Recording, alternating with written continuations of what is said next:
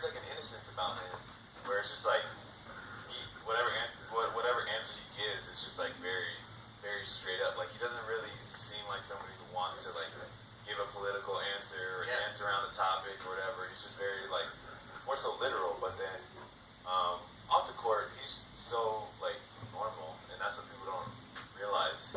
It's just like he makes jokes. You know, if he walks by somebody and they're in his way or whatever, or even if they're not, just he'll mess with them, punch him in the chest, and keep walking. And, I mean, he's just there's a side of him that people don't get to see. For sure. And you're telling me that, but like I try to see it like, oh, maybe he's messing with people in interviews and stuff. I think not everybody's themselves in front of the camera. And so I thought maybe he's trying to be funny, but like I just can't picture Kawhi coming to practice singing, or I can't. I don't know. I mean, do you even see that same? Is he the same person that you see in interviews, or is that like, oh, he's being interviewed Kawhi right now? No, he's definitely. I mean, he's definitely different, but I think that's true for a lot of people, right?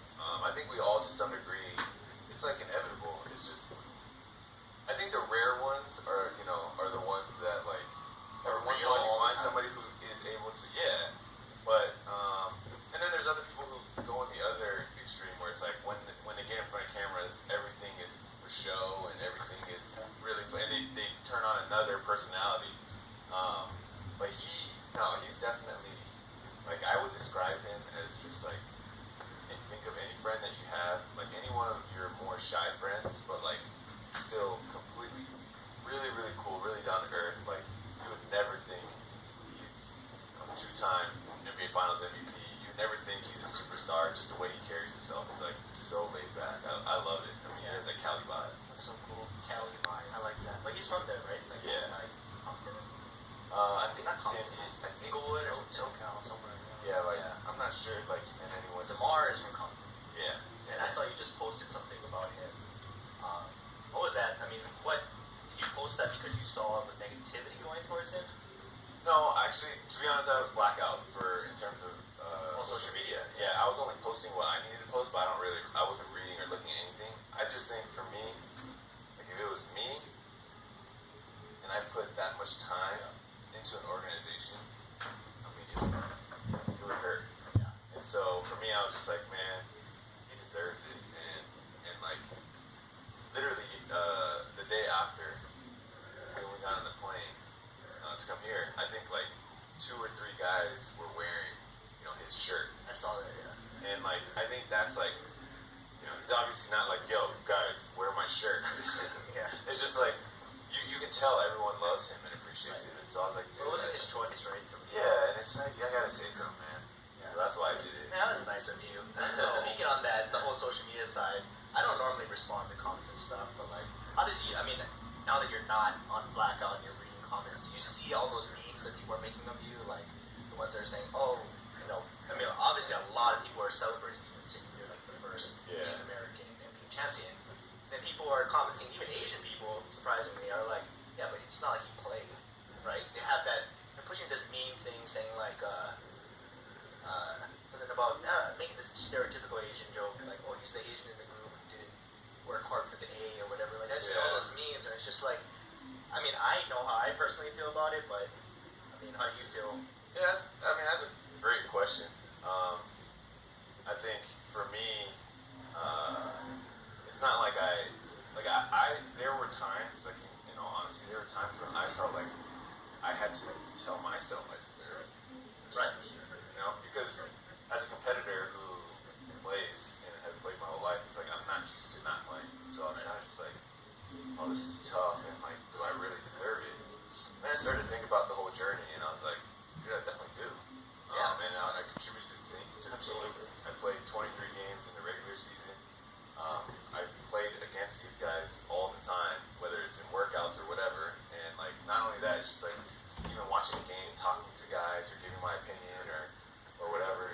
Being a voice. I think that's like very, very valuable. And just in terms of staying ready and working out, it was like I worked really, really hard this year, and a ton of guys. I just wish people understood just how hard we have to work. Even the guys that never touch the floor, because you never know when you get the opportunity. So literally sleep and do everything like you're gonna play. Yeah. People don't realize, I think, how much time you put in, because you'll post something like, and we talked about this before. You'll post something like, practice. It'll be like 12 at night, and like you just practice 8 hours, or I don't know how long you guys practice, but people will still make that comment because they're like, they don't expect you to be a human outside of basketball. Yeah, I mean, I think that's the difference too. It's like the normal job you can work, whatever. Like, if I don't suggest this, but if you could work like 12 hours a day, Yeah.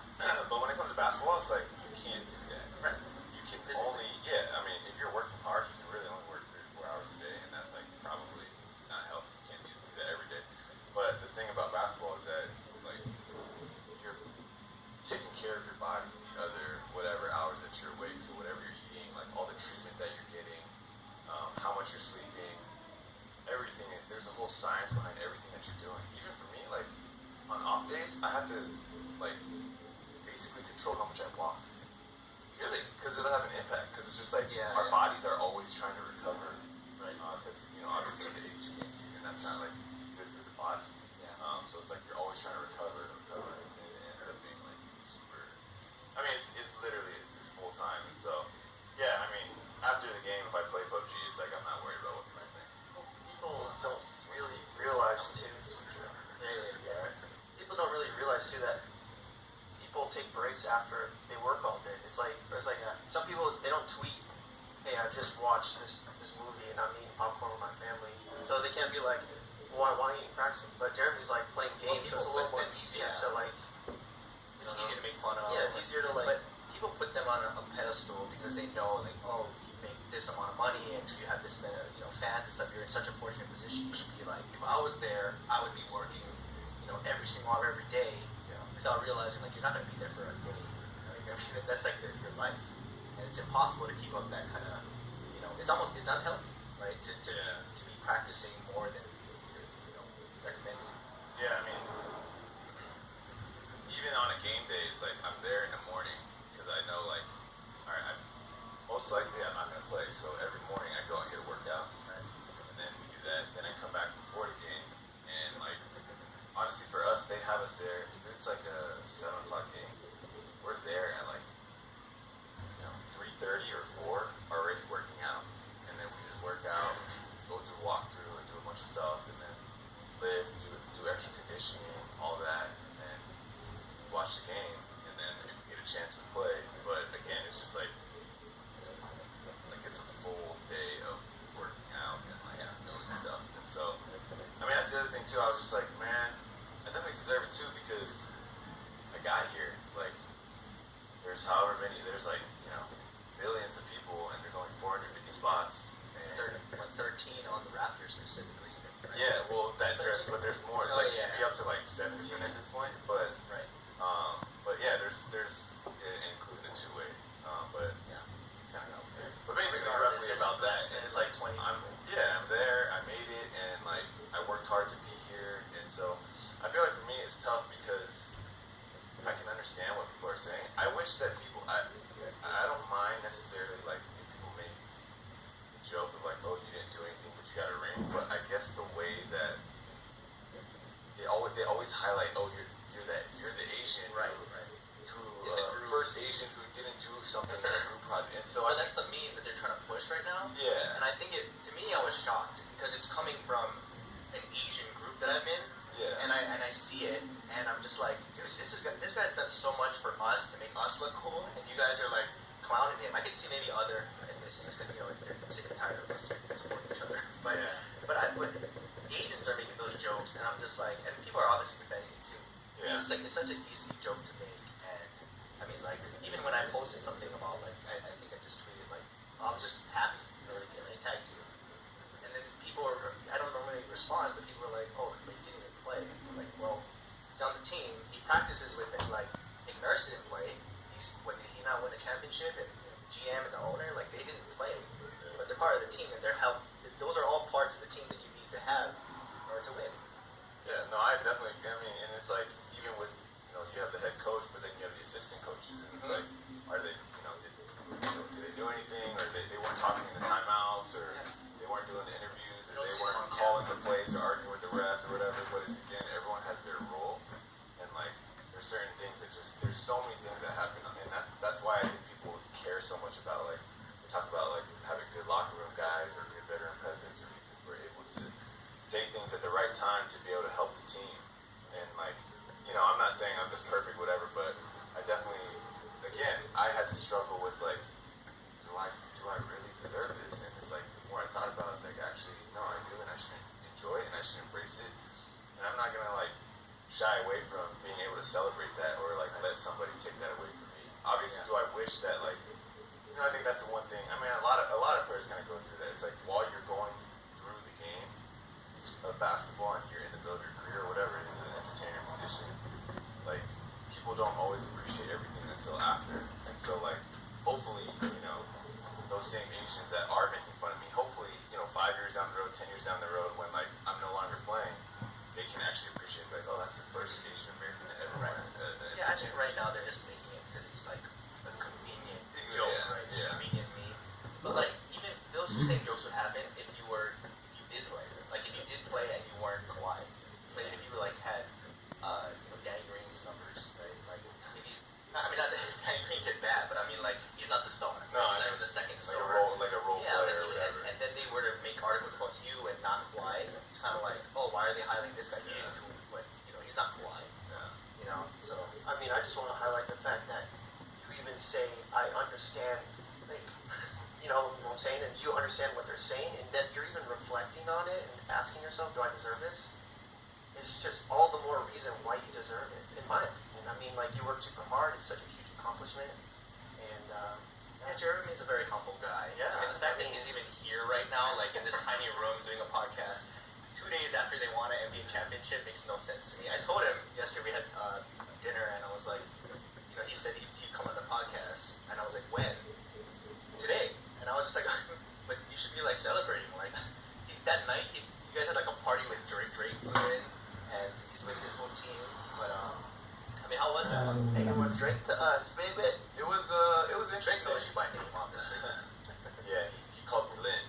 I mean, a lot of guys, just because it's on the back of my jersey. But no, it was interesting. I mean, I feel like he popped in for a little bit and said hi to everybody, but for the most part, no one really stuck around. At your own celebration party. At the celebration. Well, also we had we had a whole dinner from like 9 to 12 with the whole staff. 9 to 12. Yeah. What did you guys eat? What didn't we eat? They brought that's everything. like a long time to be eating. Yeah, but it was also like it was kind of one of those things where you're just they brought the trophy and you had the whole staff and it was more just everybody hanging out and then the food would come midway through and there was a ton of different courses and it was just kind of like come and go as you want. And Did so they let you bring it? no. I was like, oh, maybe we should. I wanted to try to get the trophy in here. I was like, oh, that'd be crazy. I was like thinking you were joking, but he actually asked to bring the trophy here to a person's house for a podcast. Hey man, I gotta support. I know. I appreciate it. I appreciate you coming here. You gotta fly to Toronto. It's crazy to me that you're even just doing this, but thank you again for being here. Oh man. I wanted to ask you about, you mentioned something like, about social media and stuff, and I kind of wanted to ask you, coming from two people on this side who are pretty bad and don't always enjoy every aspect of participating in social media, right? Because we suck at posting everything. Like, you personally and like the people around you, like, are you guys super active and you guys enjoy participating in that way? I mean, I know interacting with fans is one thing, but like posting photos and stuff like that is a different kind of ball game. I would say no, like I'm not the type of person that just like it's not like my default or like, oh yeah, I'm just gonna post and I enjoy that. For me, it's kind of like I had to like work into that mindset of thinking about it. Sure. Just because I guess the way that I would post personally is very different than the way that I kind of post, as under my actual account. And I think there's a lot of things that can be misinterpreted. Actually, if I could, I would most or all of my posts would be like jokes and like making fun of my family and friends. Like that's who I would be if I wasn't like catering in to the your spotlight. fans. Yeah, and I also think just like the like there's just so many things that can be misinterpreted, right? Like if I say anything or if I make fun of anybody, it's a headline, and it's like, oh, you're disrespectful or whatever. So I think for me, I just try to do it more positively because I feel like on social media it's just like it's just, man. I mean, you're very smart in terms of like your answers are like I'm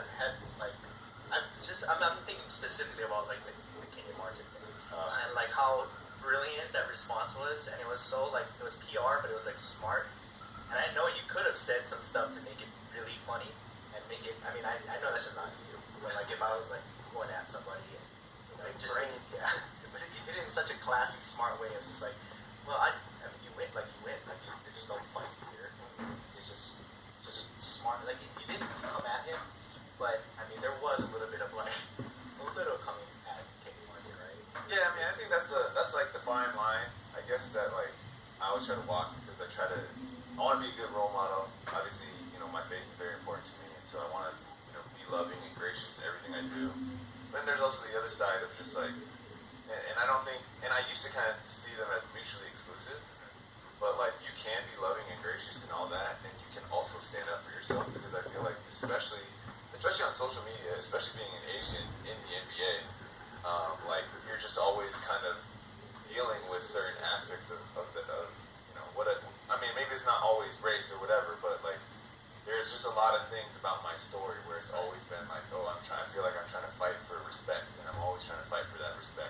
And I know that's always going to be here because, for me playing basketball, it's just like if I have a bad play, it's just like it just looks worse. It's extra highlighted. Yeah, because I don't look the part. On the other hand, if I have a good play, it just looks even better again because I don't look the part. Yeah. And so I think that's just a part of it. And so for me, I always just try to stand up for myself, and also like for the things I represent. Yeah. And really a big part of it is like I really want like Asians to be respected and not to be seen as just like, oh, let's just clown on them, or that's a convenient joke, or like, oh, they're not gonna say anything back or whatever. So I just try to do that, and then at the same time do it in a way that's like loving, and it's not like, oh, I'm so much better than you or whatever. It's just like, dude, I just felt like I was alive from judgment and feel like, you have Chinese tattoos, and I just don't get it. I don't get what For you're those saying. that don't know, I mean, you could look it up, but it's the whole when Jeremy had dreads for a little bit, right? Yep. And he was called out by one of the, Kenyon Martin used to play basketball. Basically called out for like culture appropriation or something on the lines. And you actually didn't just do it; like you did your research, like you talked to people, beforehand. So it was even more shocking when they started to make that like a thing, right? And then, I mean, people can look it up, but I just thought that was it was interesting how you responded. It's like that's such. When I read it, I was like, that's such a Jeremy response. It's so positive and like so like, well, like almost like a PR person, but with a little bit of like, okay, I got you. Yeah, I mean, the good thing though is he responded really well too. He did, yeah. And he called me, and then we talked it out, and for him, I think that's kind of what I was also highlighting. He kind of said like, hey, I actually meant it in much more in a joking way, but it was like super blown out of proportion in a way I didn't expect. Right. And I think the thing that really made me sad too was like then people started going at him and being like racist towards him, and I was just like, yeah, and I was just like, that's not really what anybody wanted. But then when I got hurt, I tore my patellar tendon not long after, and he was one of the guys that called me, and I mean, I was just like, That's you know what, that's legit. Yeah. And I got a lot of respect for Kenyon Martin. Yeah, and that's what you mean by the way you approach social media, is stuff getting blown out of proportion, exactly like that, right? It's kind of an But there's example. people who get paid just to talk about you guys. That's why every little thing you do is under a microscope. It's kind of ridiculous when you really think about like. I mean, it makes sense because people are interested in you. That's how you guys get paid because people are watching. But they don't realize like you're still humans, right? And it sounds really obvious, but you're not treated that way, right? Yeah, I think that's like people forget that, right? People always forget that, and then when they actually like get in a place where they're getting criticized, and that's what happens all the time to fans. Like they'll say a bunch of stuff, and then if a athlete actually responds, and then the whole like legion of fans goes after them, they like delete the tweet, they block their account, they like it's just like they don't realize that when it's actually you in that seat, it's very different. Which is why for me, again, like I'm not like huge in terms of like when I'm done playing and stuff, I don't know what my social media activity will look like, but right now, like I just want to be positive on social media, where it's just like, and actually we've talked about this, and it's like I respect that. Like Ryan always talks about like, man, I I just want social media to be more positive and to be more uplifting. Like, how can we bring that? How can we do that? And I think that's like, I mean, I totally agree. It's just like, and that's the thing. All these kids are looking up to us and everybody else, and if we highlight certain things like roasting people or whatever, it's just like that's what they're gonna grow up thinking is right and doing. And then like whatever they do on social media will eventually trickle into kind of what they do in their lives, and it's just like that's not the path or the example that we want to set. Wow, that just got serious. That's really, that's like really insightful and it's clearly something you've been thinking about because you got into like this passionate mode, which is I definitely thought about it. Yeah, I know. But I mean, like that is you know, going back to you guys being highlighted on everything. I mean, every little thing you guys do. I mean, I watch all those shows like First Take, Undisputed. I watch all those shows to see what people are saying. I can understand why people think a certain way based on what they watched. Yeah. If I didn't know you personally, like I had a different perspective compared to many San Antonio fans when Kawhi, you know, went to ask to be traded. Yeah. And even the whole Kevin Durant situation when he first went to Golden State, at first I was like, what, dude? Like, how you gonna, you know, I was like the same thing that all the narratives were being pushed. And I never really saw it, until I knew you.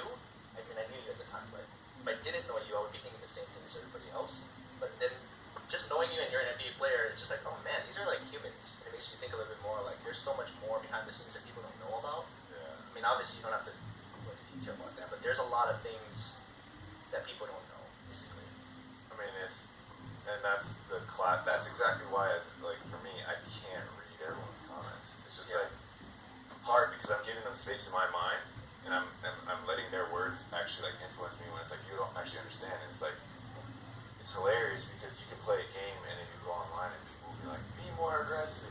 Yeah. And then it's like, okay, but I also like I just got called in by my coach, and she was like, I really need you to, you know, I'm just drawing an example. I'm like, I guess a true example from a time in my career, and it's like, no, I need you to like look for your teammates first, and you know, you can get your shot and you'll score when you're gonna score, but sometimes like your teammates struggle, so you gotta set them up first, and so you're kind of doing that, and then all of a sudden it's like, oh, he's so passive, Right.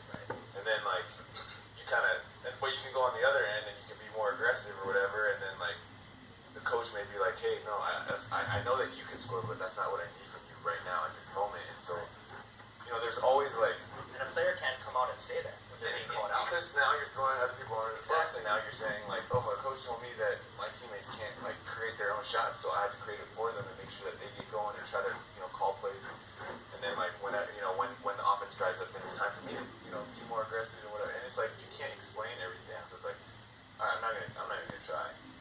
And so it's just funny because it doesn't really matter what you do. Like there will be a side that's like, oh no, you're not doing it right? And it's like you could be like doing this podcast and you're like, dude, Brian, like your questions are too serious. And then if you go on the other hand and you make it lighthearted, then someone's gonna be like, what is this a joke? It's a podcast. Yeah, we got Jeremy Lin on and you asked him that. You know, like I mean, So it's gonna happen regardless. Yeah, I understand that's it, part of it, right? but it's even worse for you. I think it's worse for you guys because even if you try to stand up for yourself, like you said, you're throwing someone under the bus, or I mean, you can't because it's like that's not what professionals are supposed to do. We could do that. I could stand up for you, make a whole other video and talk about it. Yeah. But you don't necessarily. You're on the platform that is talking about you, so it's a little bit different scenario. I think we just have to get used to being misunderstood. Like we're just constantly being misunderstood, and that we're okay with it. And that's why the easiest thing is just not to know when you're being misunderstood and how you're being misunderstood. It's just like go with it, and just keep working hard, keep doing your thing. Literally, tunnel vision, right? Yeah.